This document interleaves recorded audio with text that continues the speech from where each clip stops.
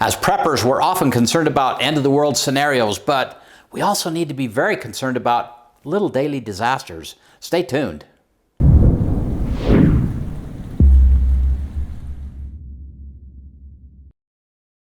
Hey, Provident Preppers, I'm Jonathan and also the safety guy, and today we are talking about safety in our homes. Now, we are always very concerned about what's happening in our world and being prepared for events that may come our way.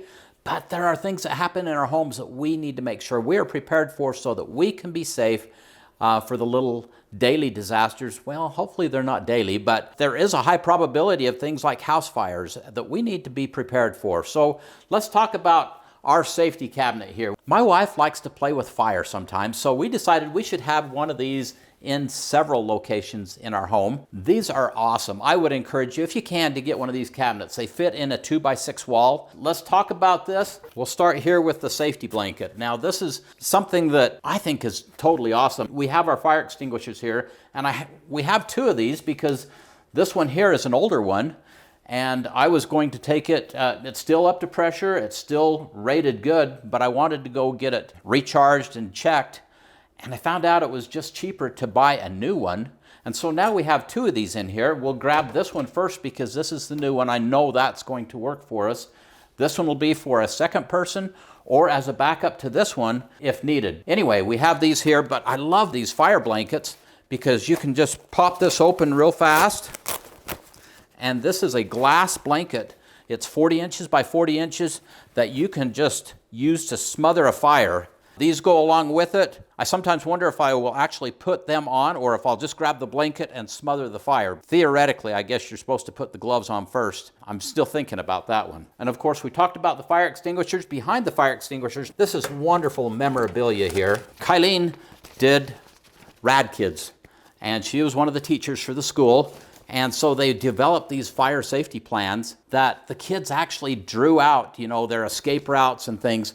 I don't think Mama and I really need this, but it was for the kids to help them visually understand and think about, okay, if there is an incident, this is the path we're going to go. So wonderful training, mostly memorabilia right now. We also have this My Medic first aid kit. This is a professional first aid kit. This kit is not your typical little boo-boo kit. This is for a serious medical emergency and some of the things that we might encounter, usually not on a daily basis, hopefully not on a daily basis. Now, let's add to that our smoke and fire and carbon monoxide alarms. Let's not forget those. Those need to be maintained. If you haven't done that for a while, have a little fire drill, check them, clean them, make sure that they're working right. And we encourage you to have a digital readout carbon monoxide detector so that you can see, before you even get to the threshold to make the other alarm sound, you can see that you've got something going on that you need to fix, because you can have low levels of carbon monoxide and that's being absorbed into your body and building up over time.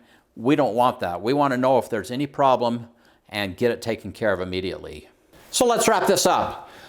Whatever you do, you don't need to have this cabinet, but what you do need to do is have a plan. You need to decide what works for you. This works for us because we have these strategically. We have one in the garage, we have one here, we have one downstairs. This works for us. It has what we need when we need it, and everybody knows where it is and how to access it. This door does not lock, so it's always available to anybody who needs to get into that. You decide what works for you, what things you should have wherever, but a place that everyone knows where they are and how to get to it and how to use it.